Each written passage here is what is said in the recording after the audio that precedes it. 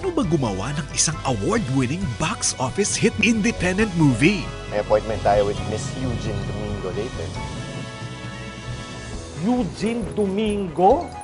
Eugene Domingo and I have nothing. Eugene Domingo and nothing. The Eugene Domingo? 2 packs lang, the extra shot mo pa. Ikaw, Iha, andyan ka pala. Wala kang imek. So, ibig sabihin, hindi ko na kailangan magpapayat pa for the role of Mila? So you mean you're accepting the role? Hindi lahat ng artista na-o-offeran ng ganitong role. Ano ka ba? From the creator, the box office hits, Kimidor, and Here Comes the Bride, Chris Martinez, comes another unforgettable comedy film. Oscars to! Oscars! Cinemalaya's box office hit of all time. Direk, anong klaseng acting ang gusto mo? Elevator acting? Direk! Bawat linya, pumipihit, pataas, pababa, pataas, pababa. Elevator. Winner of 5 major awards. TV Patrol acting. Taas agad ng level nun.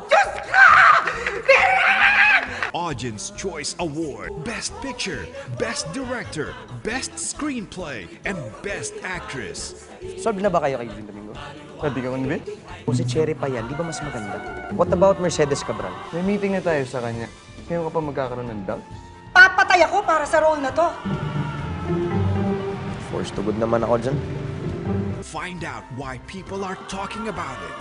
Itong septic tank scene, Gusto sana namin na realistic. lulusong ako sa realistic na septic tank. Ang Babae sa Septic Tank, directed by Marlon Rivera. Opo, pero yun po kasi yung vision Direk! ko. Total frontal nudity, check. Death-defying stunt, check. Itong sex scene, check na check. Gagawin ko lahat. Huwag niyo naman akong palusungin sa... August 3 in theaters nationwide.